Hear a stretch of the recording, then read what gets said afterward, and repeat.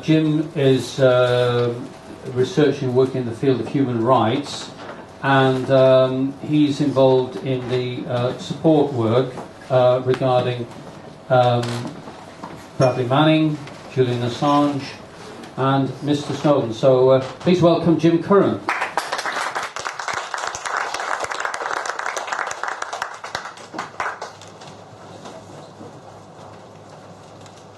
First, I want to say that I support the campaign to reinvestigate 9/11, and I'm involved with the different groups that, as I've been introduced with, but I've been largely involved with the Irish Civil Rights Association. I'm chairman of the Irish Civil Rights Association, and it's over the years that I have joined up with these other groups. I came to London in 1967, and I joined, the first campaign I was involved in was the anti-Vietnam War campaign. The Irish Civil Rights movement was founded in 1968, and I joined that. And around 1969, the armed struggle started. From the crushing of the civil rights movement, the armed struggle started.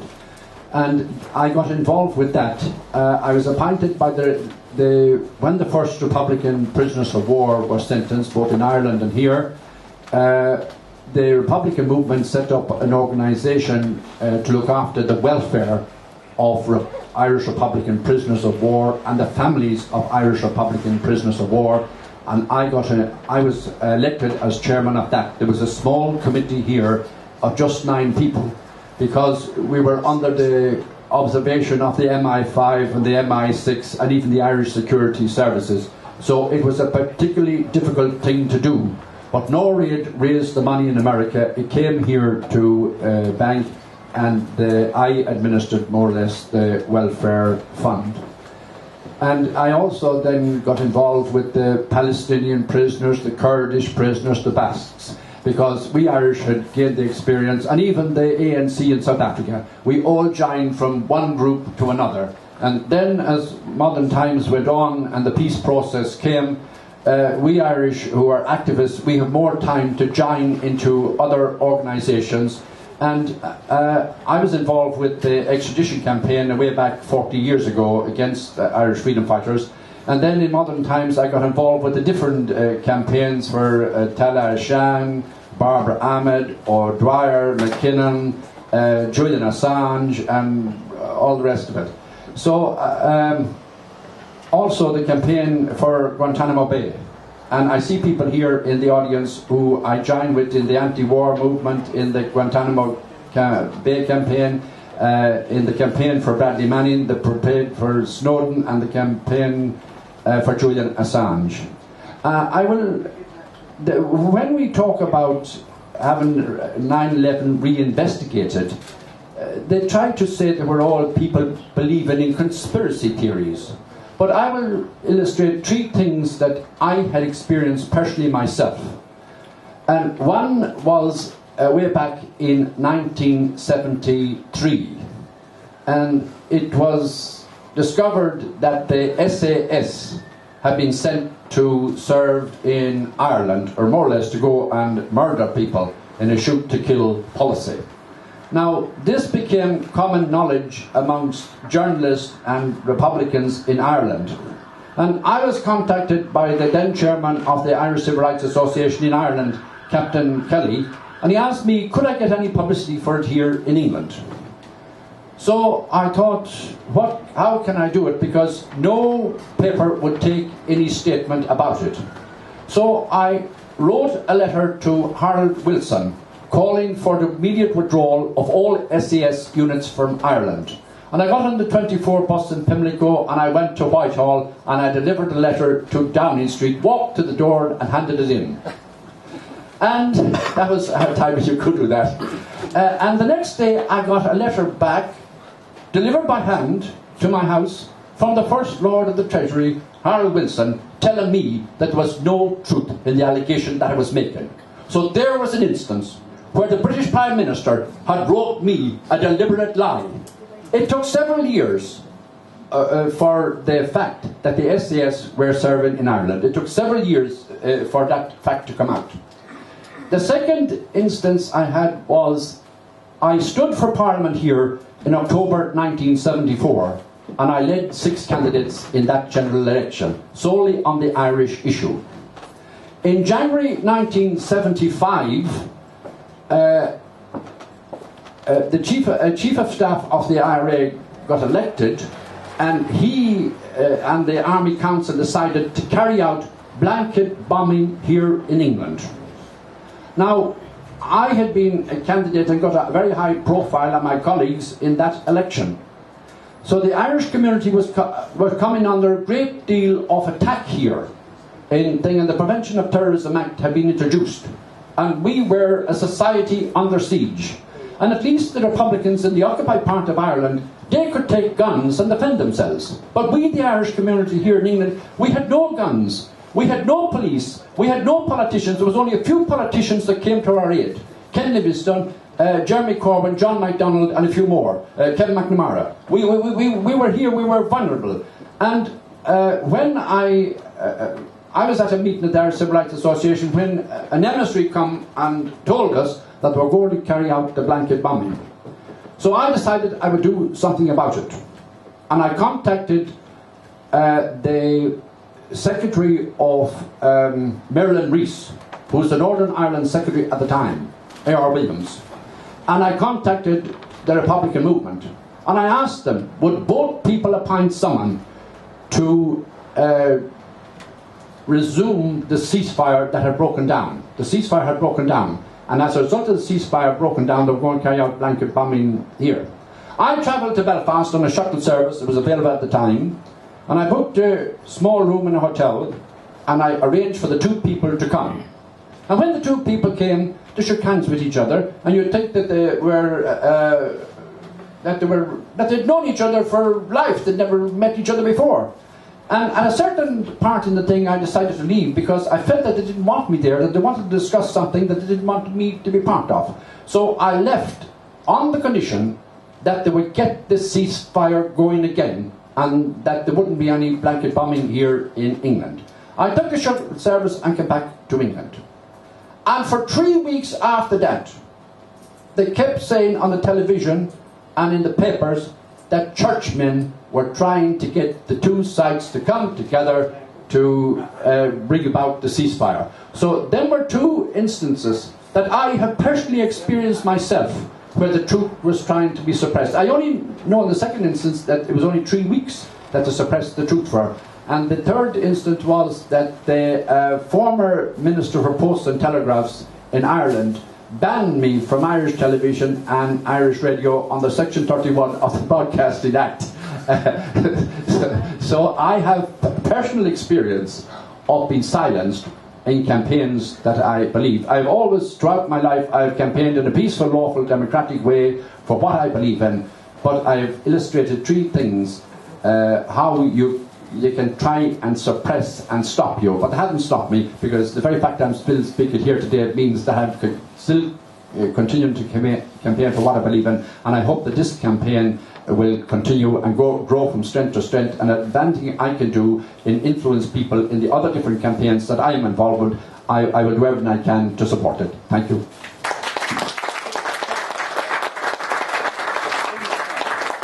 Okay, do we have some questions to Mr. Curran, please? Yeah, I read a book last year. It's about 500 pages. But you obviously know about the splits between the official Republic and the provisionals. It was about the Workers' Party versus about their growth and decline. What have you any insights into the different factions, like the officials versus the provisionals? Because now the officials are just the Workers' Party, a Marxist-Leninist party, but they're not much support. Have you any insights in the development of the 2 different groups? Well, that happened in 1970, and I was here in London for 1967, so I got involved here with the Irish community. Apart from the political thing, I was also involved in the welfare thing, providing welfare for the Irish community here and different other things. So I do know that basically what happened was the Marxists tried to take over Sinn Féin, and the traditional Irish nationalists didn't want that, and there was a split. And Rory O'Brien led the nationalists, and then they came in to become the provisionals, and the other group then went into the officials. and they were led by another man. And then the officials went into government. So it was, I suppose, when I came to London here first, I went to several British left-wing groups, and I got disillusioned with them because they kept on fighting and arguing about constitutions and standing orders, and we Irish were no different. We had a dispute. It was between the left and not exactly the right, but it was between Marxists and nationalists, and that's what happened, as I said. But I was here throughout all of that, and I did not take part in any of that, and I was one of the very, very few people who kept on friendly terms with Gerry Adams and the late Rory O'Ball. I didn't get involved. I thought the cause of Irish nationalism, or the cause for an Irish republic, is above petty personal splits and arguments and rows and fights. And I think it's a very difficult thing to do, but General de Gaulle was once asked at a meeting, was he left or right or centre? And he said no, he was above. And I tried to do the same thing. I tried to keep above, but it was exceedingly difficult to do it.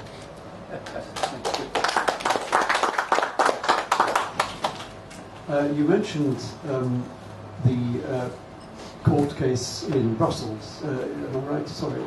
Strasbourg, yes. I beg your pardon.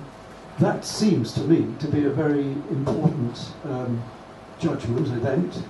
And would there be any way, possibly, that could trigger what we've been trying for, or not myself particularly, but this campaign for 10 years now, however, to finally get this investigation underway? Could we not get this case against the deaths of the British people in the Twin Tower collapses brought up in Strasbourg? I don't know if you'll be able to get you would certainly, I think that you would be certainly, if there was nationals of member states of the European Union, including the 60 people that, who was Ian, is his name?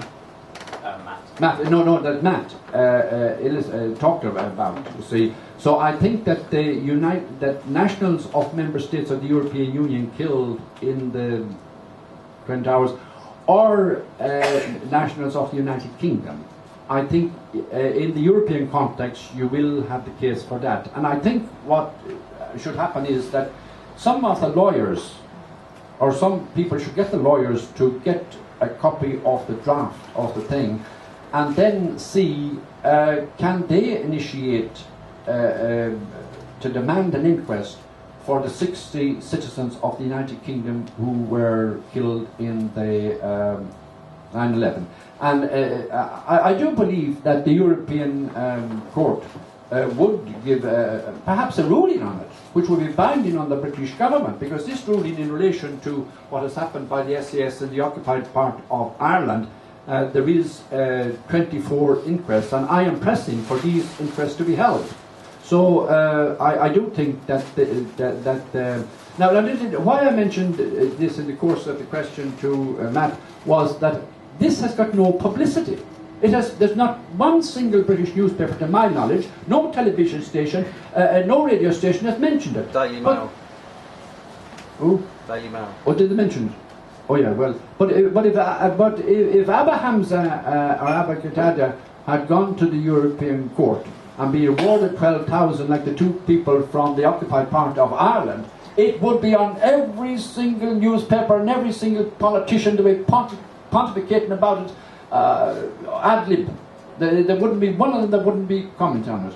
And I think that it's very important, and it's very important to get the campaign going, to extend it from the other thing. But you see, usually it's used against the Irish first, and then it's used against everybody else. After the Prevention of Terrorism Act was first for the Irish, now it's for everybody. The CS gas was first for the Irish, now it's for everybody. Rubber bullets, they're going to be used now on everybody. And that is it. So we have created the precedent in Europe, and I hope that all other campaigning groups will try and liaise with maybe liaise with the lawyers that have represented these people, and get the campaign going. And I hope that it can be broadened from the 60, but I think it will have to be confined to the 60 United Kingdom citizens and if there is other nationals of member states of the European Union, I don't think it would apply to the citizens of the United States. And I hope that maybe it might bring in some real major advancement in relation to 9/11 and a re-investigation of it, because the inquest could be used to bring up all sorts of points that have been brought up here by all the different experts, and other experts are not here. Do you know the lawyer name? The names of the lawyers? The firm? Well, I can get get them. My civil rights colleagues in Ireland were involved in this, and some members of the Republican movement didn't exactly give us much encouragement, but I pressed on with it and told them to go ahead with it. Could I just finish by suggesting 3 names to try? And one is Gareth Pearce, who is a lawyer with Bernbergs and Partners. Another is Philippe Sands, who is apparently most informed lawyer of European matters. And the other one, of course, is Mike Mansfield. I mean, I'm just wondering if anyone could get access to these people. You have to do it through solicitors, but if anybody who knows how to get to them, those are 3 names might be worth contacting. Oh yeah, there's a whole flotilla of lawyers. There's no point in lawyers, but the thing is that it will need an individual to initiate a case. Oh, of course. You see, an individual family to initiate a case, and then the whole thing could, or maybe a group of families could come together. The families of it would be ideal if the families of the 60 people would come together, because there's major strength in unity. Because if we take the extradition campaign, we had the extradition campaign here in England, expansion goats. I tried to get unity, but I couldn't get unity. I wanted Julian Assange, Shan, Tama, the whole lot of them, McKinnon and O'Dwyer, but they wouldn't come together in the one meeting hall. I tried to get them, but it wouldn't work. I invited the whole damn lot of them to come, and none of them would come together united. And I think that it was Barry McKinnon who had the best campaign going, because he did it with parliamentary, through the parliamentary lobbying. But the other ones wouldn't come together in one room. I thought that it would be highly effective, but I tried my best and I couldn't achieve it. We must start rolling up. But would you stay with us, Mr. Curran, just to roll together? I think we've got 1, 2, and Noel, were you wanting to? I did have a question, yeah. Okay, well, if we just sort of roll these I'll together. be more brief for the next question. Hello, Jim. Nice to see you again. Jim and I campaigned for Bradley Manning, Julian Assange, and also Talat Hassan. That's how you pronounce it. I was saying to Noel earlier on, actually, that Talat Hassan's brother Hamza was invited to this event, and I did pass on that information. But he was reluctant to come and speak to this event because of the stigma attached to the Reinvestigate 9/11 group. Now, and it was sort of said earlier on by the American lady about the amount of people that support 9/11 and believe in it. I think that a lot of people on the left are very wary of being connected to the Reinvestigate 9/11 because there is a stigma to it, and they want to distance themselves. I know a lot of people in the so-called left anti-war movement who are very wary of sort of approaching it and think it's a waste of time and that you're a nerd and so on. And you said it yourself, the conspiracy theory label has itself become an insult or a form of ridicule. So I just wonder what you think about that, and also the fact that Hamza, who you know very well and so do I, is wary of coming to this meeting. No, well, I don't think you should be wary of coming to the meeting at all. And yes, we have conspiracy theories, but I don't think we should bother about them either, because the Irish freedom fighters were demonised and they were called terrorists. And those of us who I was looking after the welfare in a small group of people, but we didn't bother about that. And we didn't bother about what anybody said. And we couldn't give one damn about what they said, because we believed that we're Irish freedom fighters, and we campaigned because that's what we believed. And I think if you believe in something, it doesn't matter about what other groups think. I think you should campaign with as much vigour and as much determination as you should. Because if the ANC were to listen to all this out rubbish, they wouldn't have campaigned. The Basques wouldn't have campaigned. The Kurds wouldn't have campaigned. And the Palestinians wouldn't have campaigned. So we have to campaign, and never mind about whether the left, right or centre. You will get criticism, and I mean, even myself, from the Irish community here, and even from the Irish church, I have been criticised. Time after time after time. But it didn't bother me. I kept on campaigning. And I think that Jean should do the same thing. Campaign and never mind about all this nonsense.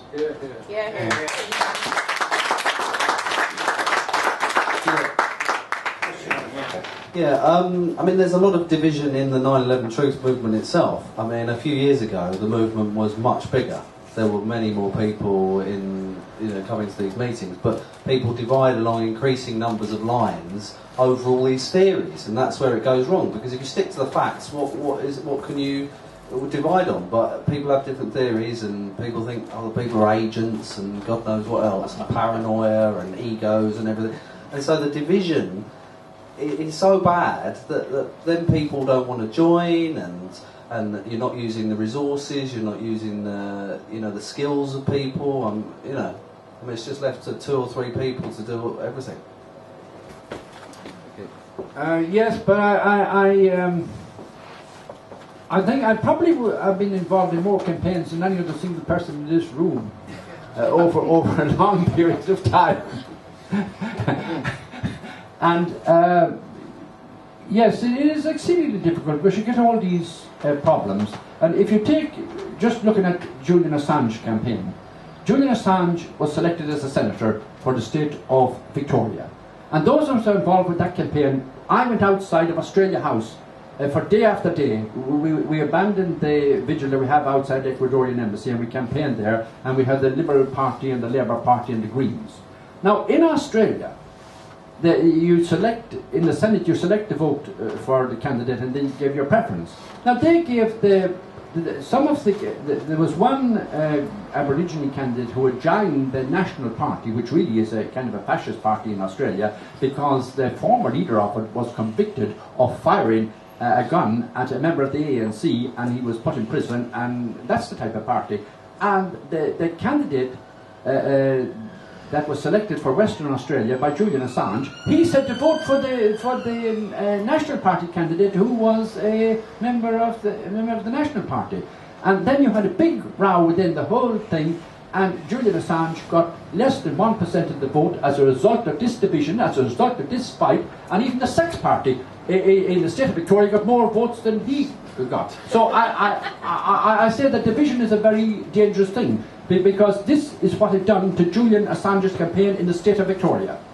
So what can we do to try? Well, I think that what you do is what we Irish had to do was we were sometimes reduced to very, very small numbers. And what we done was we got the loyal people and we dumped out the people that we thought that we couldn't trust. And sometimes it mightn't be democratic, but we just got a small group, and we got the dedicated group, and we said to hell with the rest of them, we'll keep going. And that's what I think that all campaigns, I would advise, it doesn't matter what campaign it is, what you're campaigning for, get the people who are sincere, who are honest, and who are dedicated, and keep them together, and let the rest of them go to hell.